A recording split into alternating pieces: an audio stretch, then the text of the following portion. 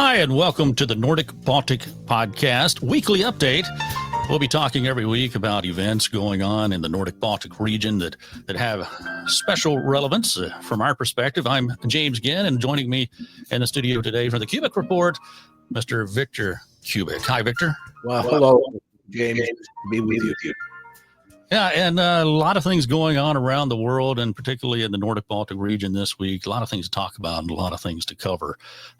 Before we get into that, though, just want to talk a little bit about what we've done on our podcast this week with a special guest that we'd like people to tune in and listen to on here on Podbeam or Spotify or wherever you get your podcasts. And that is with an interview with Dr. Atko Rimmel, who is a leading researcher from the University of Tartu in Estonia.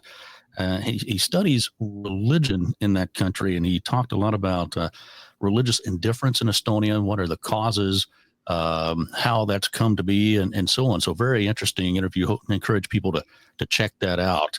And I know you did some podcasts this week as well. Right. Well, first of all, I'd like to comment about that podcast that you did. I listened to it 1.5 times. I listened to the second half twice. It was an outstanding podcast. It got more interesting as it went along about religious indifference and a scholarly study of what is happening with people. And what was interesting to me is that it was from the University of Tartu, where I had gone to and been to many times. We had students there, and I can almost see it right there in town in Tartu, and brought back a lot of good memories, and it was just wonderful. And it was so good to get that expert opinion, not well, I say opinion. This was a research-based, conversation, right? This was not just someone off the street. This was someone who's put his life and study into this, and so very insightful conversation for sure. Well, it was insightful from a standpoint of also his lack of bias, what I felt. It wasn't just talking about, well, they're just irreligious, and here's why, religion is irrelevant. He really wanted to talk about the psychology, the history, and some of the factors that make people think the way they do. So it seemed like he was still inconclusive towards the very end as to where this might go. And so I'm so glad you did that, because religion is far from dead, in my opinion. Right.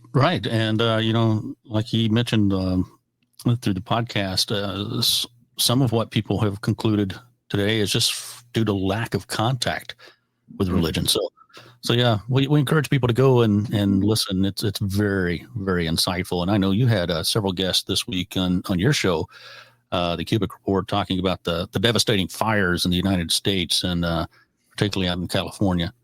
Yeah, I'd like to invite you to go to the Cubic Report, Cubic spelled Kubik, and you can find it on Spotify, Apple Podcasts, any place you go to see your podcasts.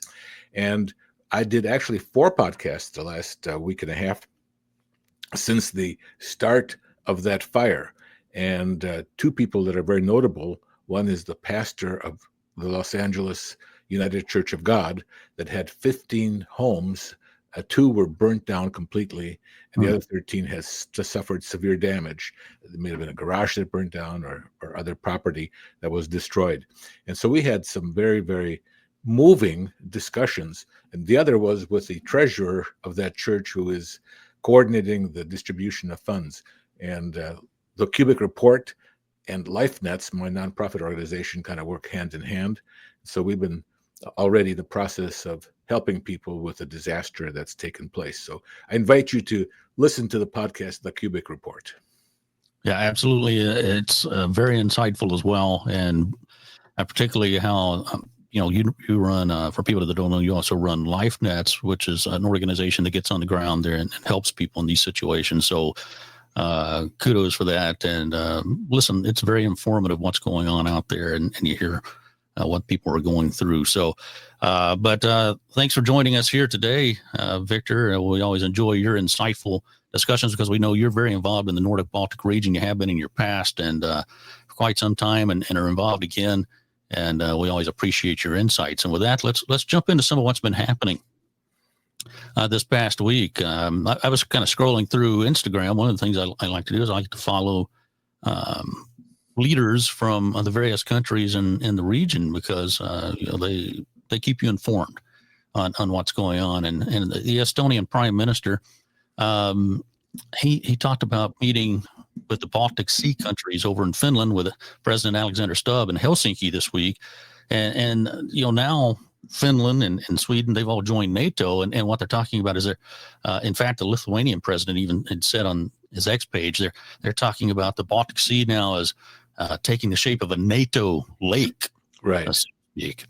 Yeah, and this is significant. He said he called the allies out to sign a regional cooperation agreement for the protection and improvement of critical marine structure, which is significant. We're going to talk a little bit more about that later. And its aim is for each member state to share its capabilities, information, and tools to quickly heal those sea cables. Very vital sea cables. I didn't realize just how vital until doing a little more digging and research into it. But NATO, as a result of this, is increasing its presence in the Baltic Sea. I know Sweden, for instance, is bringing ships out into the sea. They haven't done that in a long time to patrol with NATO. And they're trying to limit the activity of the Russian shadow fleet, they're calling it. So they're working to impose new EU sanctions targeting intermediaries, operators, and owners of ships, say, for instance, coming in from China and through the Baltic Sea, going up to St. Petersburg and over into that area. Kaliningrad is on the Baltic Sea port. And what they've determined is that some of these ships are not only being used to circumvent sanctions on Russia, but also they've determined that ships were dragging their anchors through the Baltic Sea to intentionally damage and destroy some of the vital undersea cables between the Scandinavia and mainland Europe down there.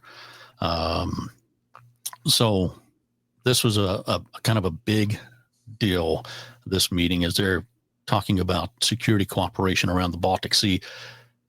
Who knows what impact this is going to have and how Russia is going to view this. Well, they wouldn't have had to have that if Russia wouldn't have taken the actions that it did, the aggressive actions, not only for Ukraine, but towards the Baltic republics. Before the aggression of Russia towards Ukraine, Sweden and Finland were neutral. They said, I don't want to get into this fight. I don't want to pay for it. I don't want to bleed for it. I don't want to do any of that. And after the aggression, both joined NATO very, very quickly. And then now you're finding that the Baltic, which is a very interesting area historically in Europe, like the Mediterranean to the south, the ocean, the sea that's surrounded by land, the Baltic's in its own way is surrounded by very, very interesting people in history. And the Baltics have been, in fact, there's a book that is called Peter the Great that really is, even though it's talking about Peter the Great, it's a story about the Baltic area and how it developed, how even Leningrad, or now St. Petersburg, was part of Sweden. And that's what the Great Northern War was fought over. But anyway, as far as the Baltic is concerned, these ships coming into the Baltic, they have to go through a very, very narrow channel. They all have to go past Denmark. Now there's a bridge. You can actually drive from Germany to Scandinavia without having to get on a ferry. They built a number of bridges, very long bridges, and I've actually crossed them by train. That all the shipping out of Russia has to go under these bridges or tunnels in the Baltic Sea. And the narrowest place is in Helsingborg in Sweden, where the width is only 2 miles.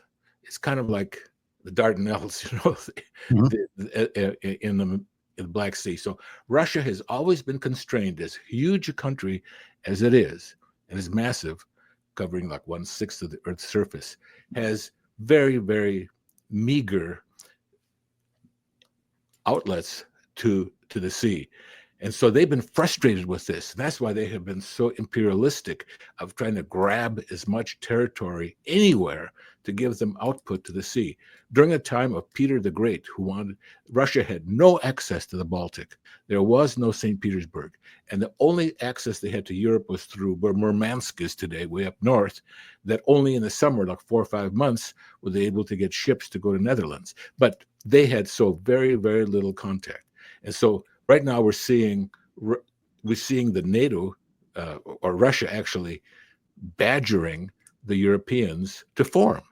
And one other factor is that Russia is huge, powerful, and aggressive. You have Estonia with 1.1 million people who are of a different nature from the Russians completely. You have also the other Baltic countries, Lithuania. Latvia is a little bit bigger, but still it's very, very small. They control some of the best shoreline in the Baltic. Not only is it beautiful, but it's very strategic. Russia has no access to it. It is only through St. Petersburg where you have to go into a long bay to get into that area. So anyway, those are some of my preliminary comments. Yeah, and that ties into what's happening with, President-elect Donald Trump of the United States has said, he's interested in Greenland, and now Denmark is saying, hey, we might want to cooperate with you a little bit on that. But it's because they're seeing sea ice melt, and now Russia sees opportunity with sea ice melting in the north because the Baltic is right a stranglehold. But if there's more cooperation up in Greenland, then that again sort of frustrates the Russians, because you have Alaska over on one side, you've got Greenland on the other, and keeps them in check up there in the Arctic.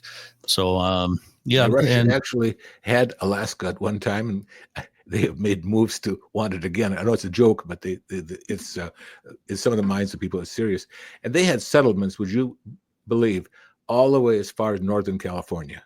I mean, that's directly from Moscow. All the way to the north, some settlements in Northern California.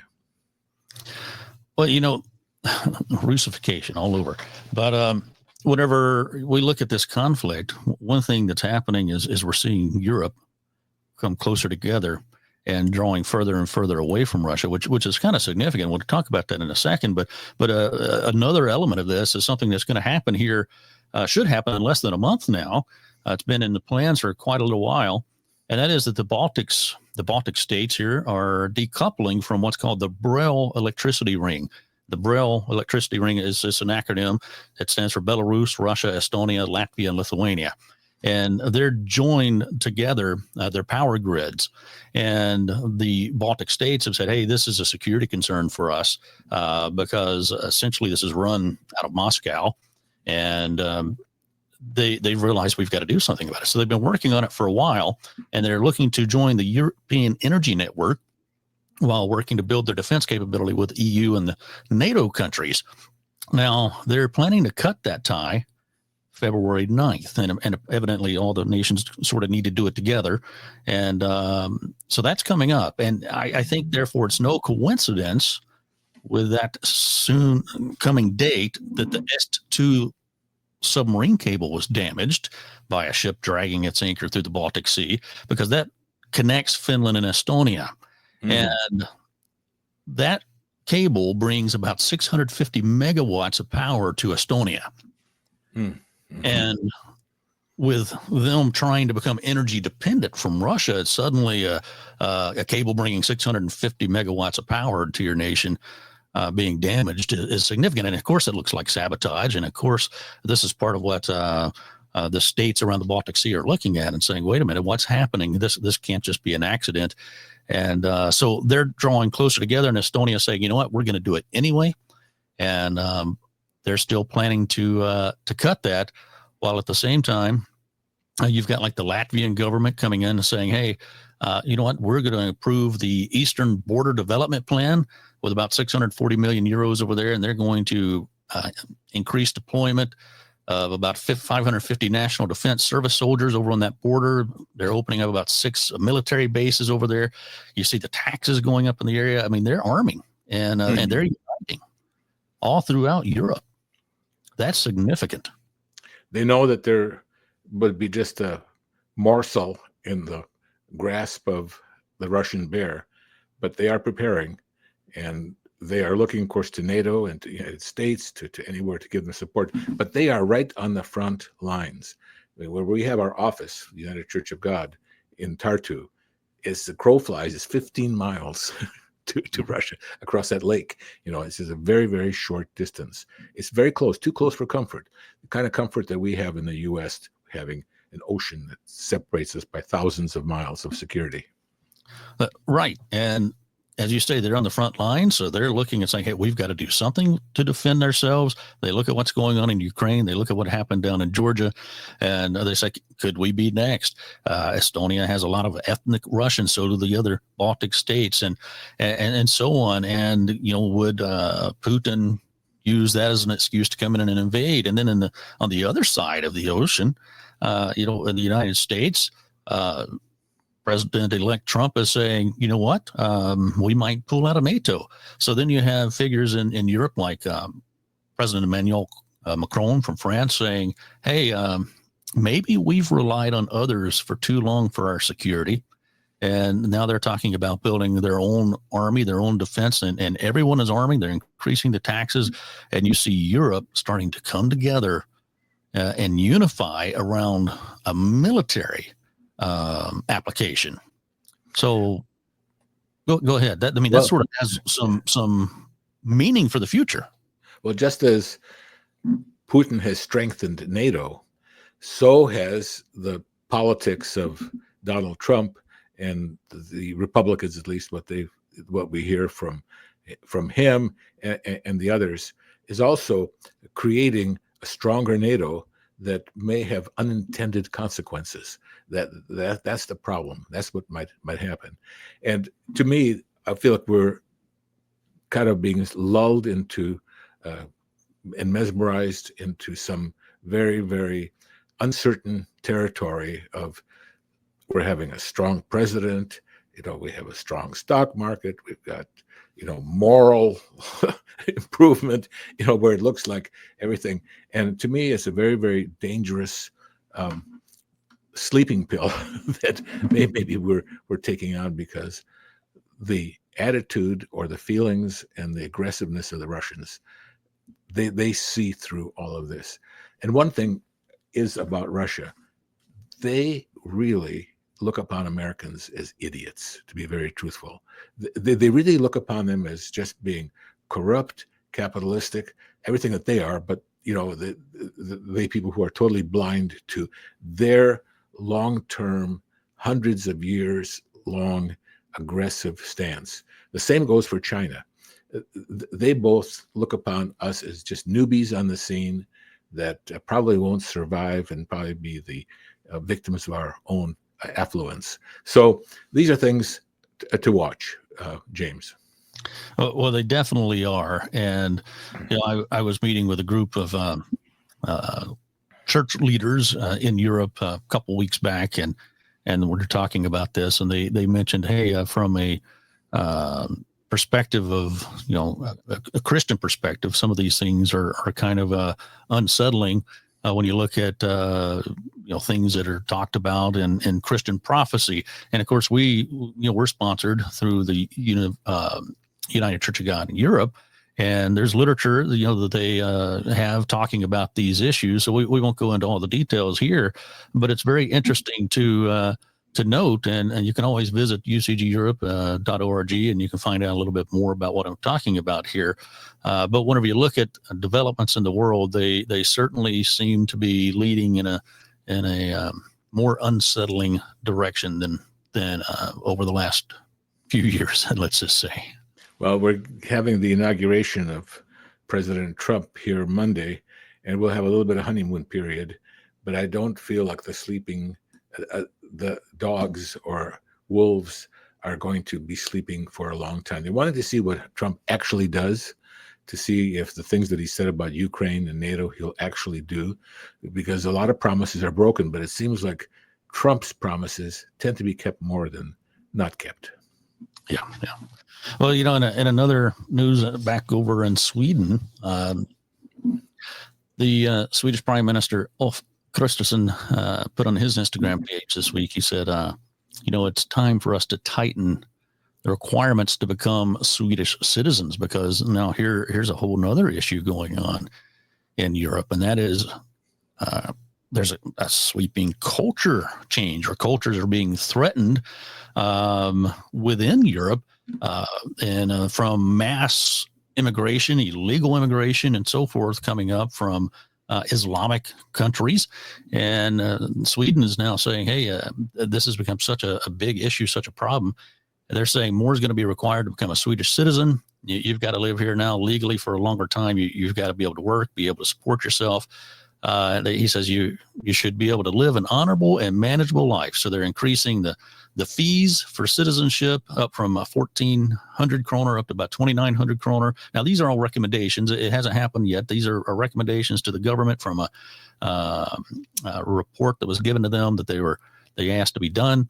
And the local in Sweden is reporting that this inquiry is proposing to make it where you have to live at least 8 years, some cases 10 years in Sweden before you can even apply for Swedish citizenship. They want you to be able to take a language exam. They want you to pass a test on Swedish society and Swedish values. They want to know that you're coming in, and they want to adopt a Swedish way of life, that you know what the Swedish way of life is, and they're wanting to create a common Swedish identity is what he's saying here. In fact, Migration Minister Johan Forsell, he says who this was aimed at. He stated, girls and boys have the right to swim and play football, and if you don't accept that, Sweden is not the country for you. I saw that.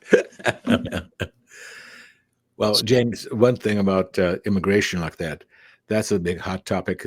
Sweden is just a very, very small part of it. There are more homeless people in the world right now than ever before in history of people that are displaced and roaming from place to place looking for a home.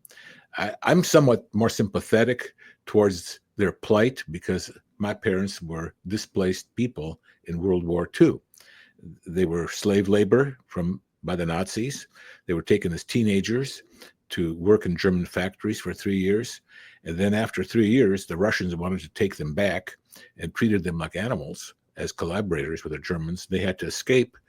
And by the grace of God, they found the United States, of which many, many did not. Many died. Many did not have that. Many had to go back, sometimes executed for being collaborators with the Nazis. But right now, one case, we're working with some very, very direct cases.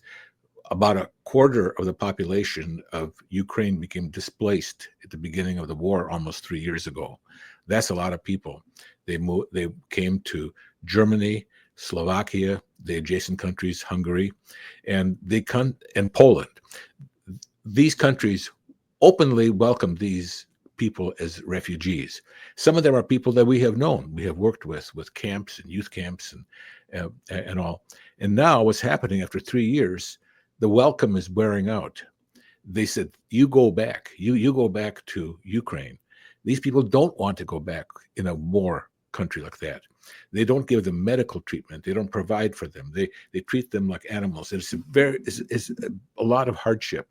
And the United States has taken in a lot of people. Of course, I am totally against these migrations of illegal people that was in a very organized way. But there are people who are displaced because of politics and wars that have to in some way be taken care of. I really feel sorry for them because they have no place to go. And people don't realize that when you are a displaced person or you live in a refugee camp, you are a citizen of no country. It isn't like, look at all these, Muslims, look at all these Ukrainians, whatever. You have in a displaced person's camp, no citizenship. You have no country at all.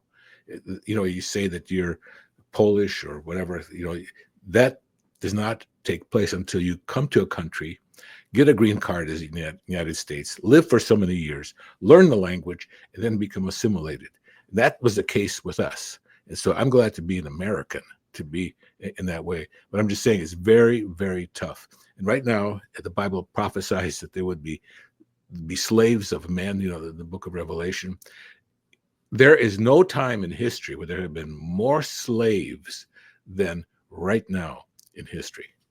And those are things for us to grieve over, to sigh and cry over. Well, agreed. It is a grieving situation, but we know people who've gone through this. You and I know someone up in Finland who, they lived 30 years in a refugee camp from Burma before they found a new home. But this couple is very very humble. They were to to fit into where they are. But the problem that Sweden is seeing with immigration is, for instance, there was a video just, I don't know, the last few weeks, whenever Syria, whenever everything took place in Syria and the dictator fell there, Assad, and there were these gigantic celebrations in Stockholm, I believe it was, where I saw the video, where there were just tons and tons and tons of people all waving, Syrian flags and celebrating and so forth, which is okay. They were happy about that. But when you read down and see the comments from Swedes, they're not happy about the fact that all these people came and are maintaining their Syrian identity and not adopting a Swedish identity. And that's creating the conflict, because they're two very distinct cultures. And even whenever I was in the Netherlands here just a little while back, and you go to Utrecht in the Netherlands, it's the religious capital of the country, and you have the seat of various religions there. And the Muslim call of prayer was ringing out across the city from a brand new big giant mosque there. And many of these people that live there, that created these countries, they're generations and generations and generations back. This is not something, a lifestyle that they adopt, that they live with. It's not part of their culture. This seems almost like a foreign invasion, because people aren't coming in and trying to live and become part of the culture. It seems like they're coming in and trying to take over. And then that's what I think ignites this conflict between the people, that's driving a conflict between Europe, and it's starting to drive a conflict between Europe and Islam. Mm-hmm.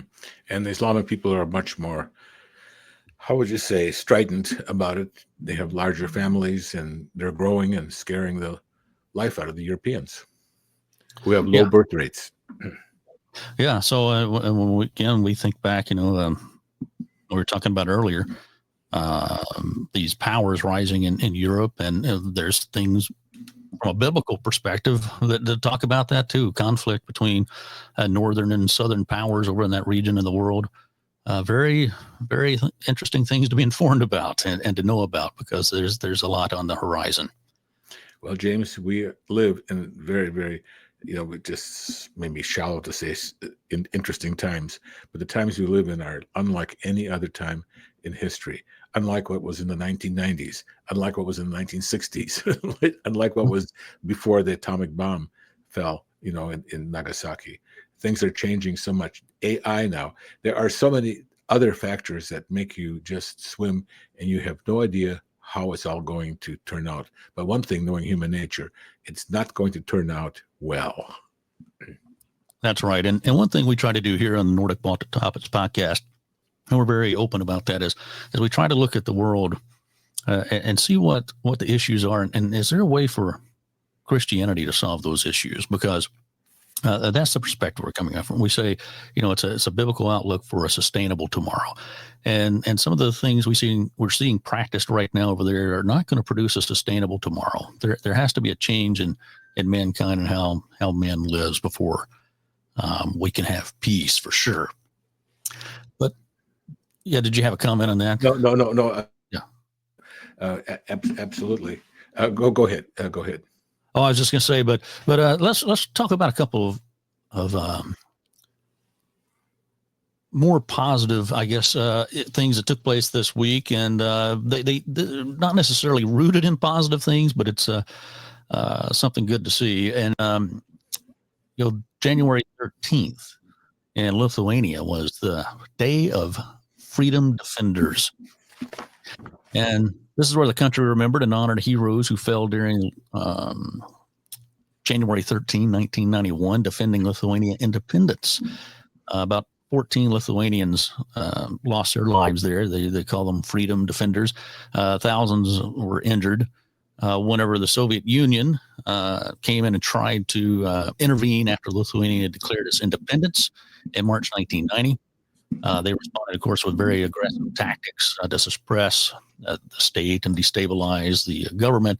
They had economic blockades, and they tried to seize a lot of key institutions. And what happened was the Lithuanians said, you know what, we're going to put ourselves between the tanks and these key institutions. So they blockaded the parliament to protect it from the Soviets taking it over. And rather than coming with guns and tanks and things of their own, they sang songs and they said prayers in a spirit of unity and determination, even while some were being shot and run over by tanks. And ultimately, their resistance kept the parliament under Lithuanian control, and the Soviet Union had to release its grip. And the Freedom Defenders Day honors the sacrifice of those people while reminding the new generation of those sacrifices and what the struggle that it took for Lithuania to get its liberty. And the president there, I thought, interestingly, this year called comparisons to that struggle with what's going on in Ukraine today. Well, yes, it is, because that was the Soviet Union trying to continue its grasp of the Baltic republics. And unfortunately, Lithuania is the only one that had anybody who died. Latvia and Estonia was bloodless, but although it was hard, it was very hard.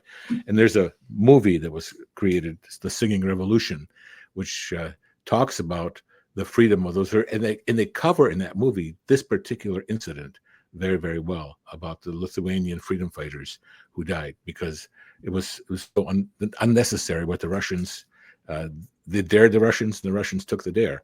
So that's what happened there. But the Baltic republics created a chain 400 miles long from Estonia all the way down to Poland of people holding hands in solidarity. I mean, it was so emotional. It's emotional to me right now to think about what they did.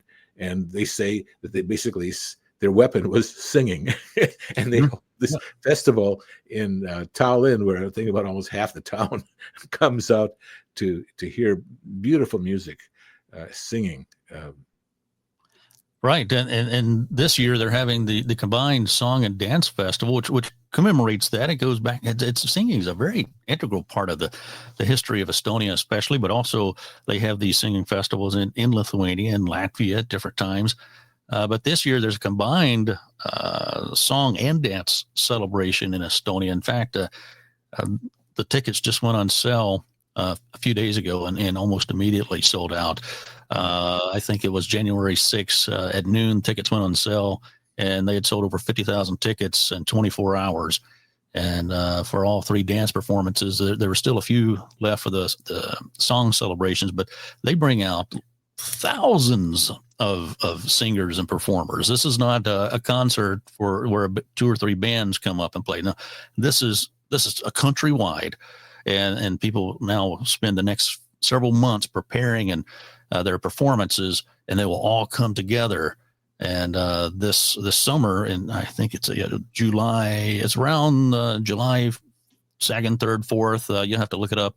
Yeah. They'll have the song celebration, and a lot of the songs go back to this, like you're talking about the singing revolution, and talk about the patriotism, because one of the things that the Estonians realized was they had to be very careful what they said under Soviet occupation, and but they could sing about just about anything. So, yeah. But it was very sensitive, because even singing the old national anthem before was forbidden, in Russian times. And one way that the Estonians dared the Russians, when the Russians hadn't pulled out yet, was to basically sing the national anthem in their face, what they had. It is so interesting.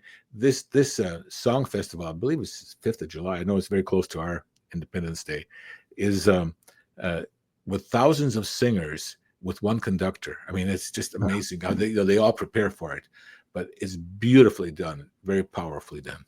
Yeah, I see here it says usually the number of singers in the combined choir ranges from 20 to 30,000. Yeah. That's a choir. That's a choir. Yeah. And the movie Singing Revolution shows it so well. You can't help but, if you have any feeling for those people or any connection, to have tears stream down your cheeks, because it is so powerful. Yeah, and it shows that we don't have to achieve peace through armed conflict. And It's interesting. There's a verse in Ephesians says, "Speak to one another in psalms and hymns and spiritual songs," and it sort of brings people together, and it can unify people, and it certainly had that effect in that part of the world. And they overcame a lot of oppression through singing. They say they sang themselves into nationhood. Yeah, I believe in this. If I'm not mistaken, in this long holding hands from Estonia down to Poland, that they were singing all the time. I mean, that was part of not just holding hands in kind of a human chain, but a singing human chain. Yeah, right. So a fascinating part of the history over there, and it's wonderful. And there's some videos if you haven't seen it. Of course, Victor referenced this marvelous movie, but if our listeners want to check this out, just go in and look up go to YouTube somewhere and type in the Estonian Song and Dance Celebration, and some videos will come up right away. You've never seen anything like this, and unless you're in the Baltic states. It's incredible. And the thing is that all this music and all this nationalism is a direct affront to the Russians right next door. It isn't like we're just in this country singing beautiful songs. We got the Canadians and the Mexicans, that are our borders, and God bless them. But you're next to an aggressive nation that not only is aggressive but wants to take away your freedom, wants your resources, wants to kill you, wants your beaches and seashores, wants everything that you have. It's a whole different mentality, and that is what is coming back to Russia. I felt like when Russia fell apart in 1991 and all these countries became independent, that it was just a time for a new wave of freedom that we just didn't understand even biblically, and somehow it's going to be fine, but it all collapsed, and it's going to become worse than it was before. It looks like that's where it's headed. And but and the people in this part of the world, they've dealt with conflict so much. They were peasants under the Germans. The Danes were there. They've had one nation after the other that has suppressed them, and then the Germans came back, and the Soviets come and rescued them after the Germans left. A week later, the Soviets came in to rescue them from the Germans. After they'd left, I think it was something like that. You don't want to be rescued by the Soviets. Right, and they've just been under occupation for so long, and they learned, hey, and song, when you listen to some of these songs, and if you don't speak Estonian, you translate some of the lyrics, and it's an indirect way of saying some pretty direct things through the lyrics and in the hymns, but it's very, very interesting, and check it out if you haven't done that. But anyway, the movie itself is called The Singing Revolution. I think if you type in Singing Revolution, you'll find it. Yeah, I have a DVD copy of it, maybe streamed too.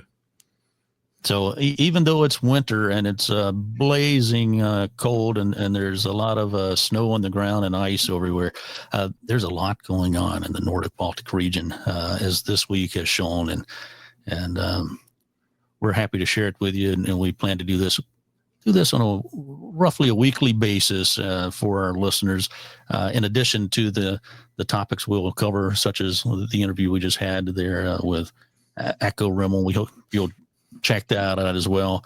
But is there anything else you want to add here, Victor, before we head out? I just want to say that, James, I am so thrilled about this new podcast that you have, and just the manner that we're rolling it out. There are so many things to talk about that I think that you and I are both full of inside, from our experiences with my background and working in that area. I've been to Estonia probably 15, 20 times, with Feast of Tabernacles and other activities through all the Baltic republics, most of the former Soviet Union, most European countries. And so you have energized me. You have kind of brought back a lot of good feelings. And I feel so grateful to be able to be included in the next chapter of our working with this area.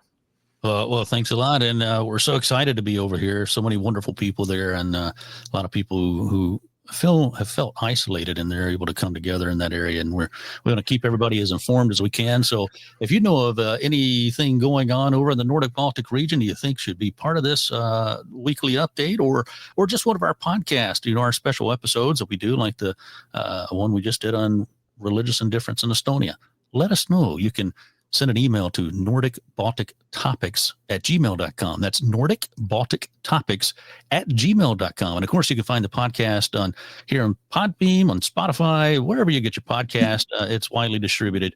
And but feel free to reach us out and be part of the conversation. And with that, Victor, let's sign out until next week. Okay, so long, everyone. James. All right. Bye-bye.